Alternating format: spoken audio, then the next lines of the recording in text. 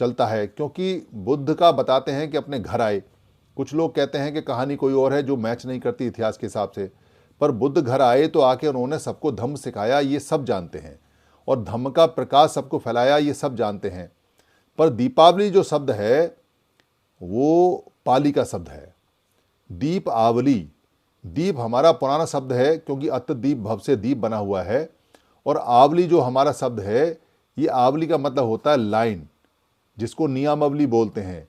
Line में रहना, पंक्ति में वृद्ध, यानी कि जो दीप हैं वो पंक्ति में एक साथ लगेंगे, ये पाली का शब्द है। इसलिए कहीं ना कहीं दीपों की जो आवली है वो पुराने समय में मगध में या बिहार में या कहीं उसी क्षेत्र में आरंभ हुई होगी।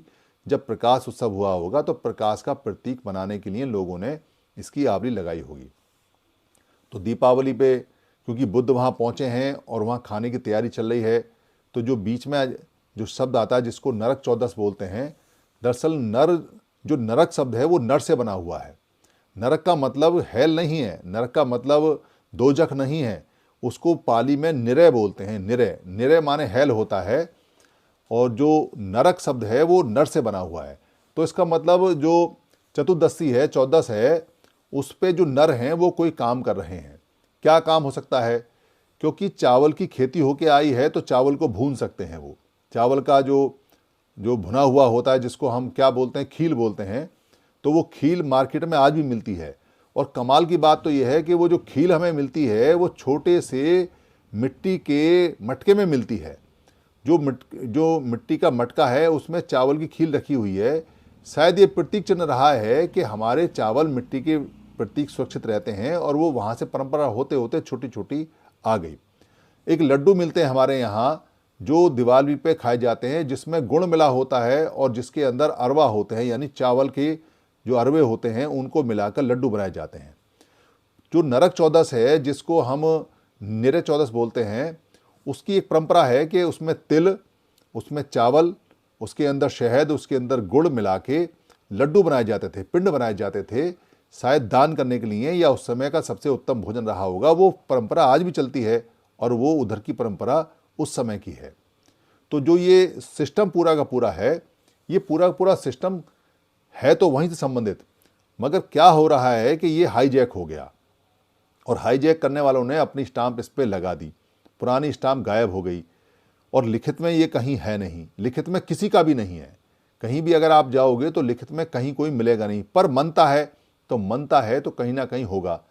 फेस्टिवल तो ये हमारा कृषि का ही है फेस्टिवल, पर ये आज के समय चूंकि हम किसान हैं नहीं, इसलिए ये परंपरा रह गई, बाकी चीज़ें इसमें जा चुकी हैं। तो दीपावली पर क्या होता है? दीपावली पर अंधेरा होता है, दीप जलाकर हम प्रकाश करते हैं। तो प्रकाश किस चीज़ का है? अगर बुद्ध की कहानी को हम आगे बढ़ाते हैं तो बुद्ध अब अपने निगोध आराम से, क्योंकि बुद्ध आए थे ये तो सब जानते हैं, 7 साल बाद आए थे ये भी सब जानते हैं, तो वहाँ वो प्रकाश फैला रहे हैं। किसका? धम्म प्रकाश, धम्म का प्रकाश फैला रहे हैं, धम्म का प्रकाश फैला रहे हैं, और उसका उत्सव है, और उससे भय दूर हो रहा है। तो भय को देखना सिखा रहे हैं, जिसको बोलते हैं भय दस्सी, यानी भय का दर्शन। कैसे मन के अंदर भय होता है, कैसे शरीर के अंदर भय होता है, तो शायद उससे भैया दूर, यानी भय दूर जो शब्द है वो बना, और भय दूर दर्शन, यानी कि भय को दूर करने का जो दर्शन होता है, जो तरकीब होती है, जो शास्त्र होता है, दर्शन माने फिलॉसफी होती है, वो वहाँ उन्होंने उनको सिखाई गई।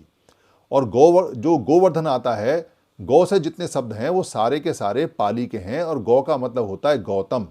गौ का मतलब गाय नहीं होता। पाली के अंदर गाय नाम का कोई शब्द नहीं है। पाली के अंदर गाय को धेनु बोलते हैं, और गौतम से संबंधित जितने भी हैं उसको गौ बोलते हैं। तो ये शब्द आता है जिसका गोवर्धन, तो गोवर्धन कैसे होगा? यानी कि अगर गौ को गाय भी माने तो गाय का वर्धन, यानी उसको कैसे बढ़ाएंगे? गाय नहीं बढ़ सकती, आप उसे कुछ भी खिलाएं पिलाएं, जो गाय जितनी है उतनी रहेगी, और उसको बढ़ाने का कहीं कोई फेस्टिवल नहीं होता। पर गौतम के धम्म का वर्धन, गौतम के धम्म का वर्धन का फेस्टिवल है, क्योंकि गौतम अपने घर गए हैं और वो धम्म को सिखा रहे हैं, तो वहाँ पर धम्म लोग सीख के उसका वर्धन कर रहे हैं, बढ़ा रहे हैं। अगर वहाँ पर गौतम का धम्म पहले से ही होता तो वो सिखाते क्यों? वो वहाँ गए हैं, उनको बुलाया गया है स्पेशल, और वो सिखा रहे हैं, और ये चलता रहता है। और छठ में जाके ये ख़त्म होता है, क्योंकि छठ का जो फेस्टिवल है वो भी वहीं का फेस्टिवल है, यहाँ का फेस्टिवल नहीं है, जिसमें महिलाएं भूखी रहती हैं, जिसमें महिलाएं बड़ा तप करती हैं, साधना करती हैं, पानी में उतर के सूरज के साथ में वो, क्योंकि ठंड होती है तो सूरज की रोशनी लेती हैं, खाना आधा खाती हैं, खीर खाती हैं, क्योंकि बुद्ध को क्षीर और खीर खा के ज्ञान मिला था, तो खीर खरना खाने का रिवाज है, तो खरना खाने का है, नेचुरल है, प्रोसेस है, तो उनको सारे फल जितने भी हैं, सब्जियां हैं, उन सबको वो मानती हैं। और बीच में एक जो स्तूप है उसकी वो मान्यता करती हैं, उसकी वो आराधना करती हैं, क्योंकि स्तूप किसी न किसी जो पुराना जानकार होगा उसकी याद में उसके मरने के बाद बनता है, तो स्तूप जो होते हैं वो सारे सारे वहाँ बनते हैं। ये फेस्टिवल वहाँ के हैं और वहाँ का कोई और फेस्टिवल है नहीं। तो दिवाली वहाँ से लेकर पूरे देश में कैसे फैली, क्योंकि दिवाली के बहुत सारे नाम हैं और दिवाली जो चलता है फेस्टिवल बहुत आगे तक है, पर दिवाली का जिक्र नहीं मिलता। दिवाली का कहीं जिक्र मिलता है तो सिर्फ अशोक के 84,000 स्तूपों में मिलता है, जबकि 84,000 स्तूप जो एक साथ इनॉग्रेट किया है तो उनकी खुशी में 84,000 दिए जलाए गए।